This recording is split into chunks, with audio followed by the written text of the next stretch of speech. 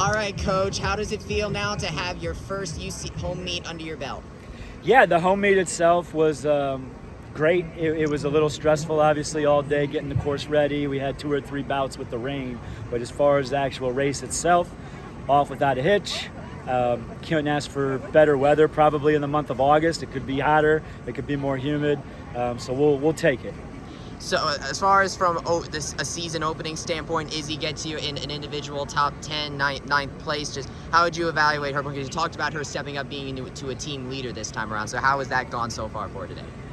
Yeah, I don't know the answer to that yet, honestly. We'll evaluate that over the next day or two. We'll talk about it at practice on Sunday. There were some good parts of her race, but, when I asked her when she finished, I said, are you satisfied? Or she immediately said no, which was good. And I said, good, you shouldn't be.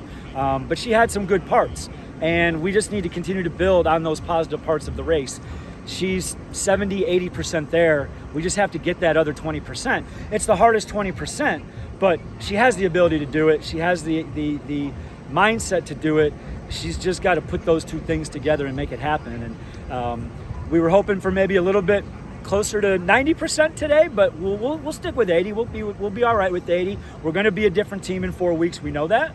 So we're fine. We'll evaluate and we'll move forward. But listen, she needs to be our number one runner, and she was today. So we can't fault her for that. So the team ended up picking up 85 points to finish third place behind Florida and FSU. Obviously, both of them powers in the distance world. But when you looked at what you saw from them in comparison to all the other teams, what was the biggest takeaway that you've had? They're deeper. Those two teams are obviously deeper than us. And we have a lot, we talked about it the other day on your show. We have 8 freshmen out there, right? And the freshmen who ran well today were great. The only problem was those were the ones I didn't necessarily expect to run as well as they did, and the ones I thought would didn't. So that's what you get with a young squad. But there's definitely positives to take away from that. When you talk about having that many freshmen, our sophomore Abby Clemens stepped up today. And we talk about taking that jump from freshman to sophomore year, saying to yourself, hey, listen, I'm not a low-key freshman anymore. I know the game. I know what to expect. I know what's asked of me.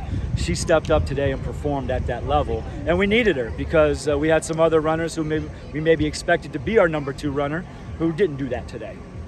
Yeah, and you mentioned the runners. Ava ended up being your top runner today, getting up and helping get a score for the team. What did you see out of her today that could bode well going forward? Grit.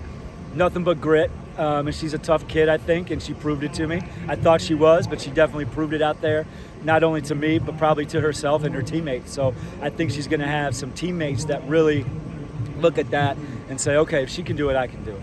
If she can step her game up, I need to step my game up. And that's what you want. You want that contagious component when people are stepping up to the plate and performing at a high level, maybe when you're not necessarily expected to. And if we can get those others, performing like that, expecting to perform like that. That's the thing. We need them to expect to perform at a high level.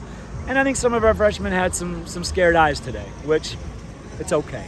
It's okay. It's okay to be a little frightened in the first ever collegiate race, but it's over now. We moved past it. Florida State in 4 weeks, and we'll be a different team then than we were today. Would you say that's the biggest thing you learned about this team, or is it something else that you really learned about this team today? No, I think that's probably it. I think that, we maybe were just a little more frightened than we should have been or needed to be. And like I said, there's nothing wrong with it as long as we learn from it. And I suspect that we will. And like I said, we'll practice on Sunday. We have our long run Sunday morning, and we will talk at length about the positives and the negatives of today. But first meet, you expect a mixed bag. Course wasn't running crazy fast. Sun came out, and there was 1 or 2 people that needed some medical assistance. Good thing we had the EMTs here. But so it's not like it was crazy good race conditions. But you have to be able to rise above those not good race conditions. And we had some people do it and some didn't. And we need to have everybody do it because we don't have the depth that Florida and Florida State have. So we need to be firing on all cylinders all the time. And today we didn't. So obviously, you talk about go over more in depth later, but as far as from a knee-jerk standpoint, if you had to describe one thing now that you want to see that is different with this team between now and FSU, what would it be? The overall belief. The belief that they belong on the start line with schools like Florida State and Florida. Does it mean that we go out there and expect to beat them? No, it doesn't. But we need to believe that we belong on the start line with those schools. When we go to the regional meet, we talk about the regional meet being a big goal of ours because the Big 12 is so tough, right? We can run great at the Big 12 and still get pounded by nationally ranked teams, right? But the regional meet gives us another opportunity to see some of the teams from Florida, the teams from Georgia, from Mississippi, Alabama, Tennessee, that we're a little familiar with and that we want to make sure we beat.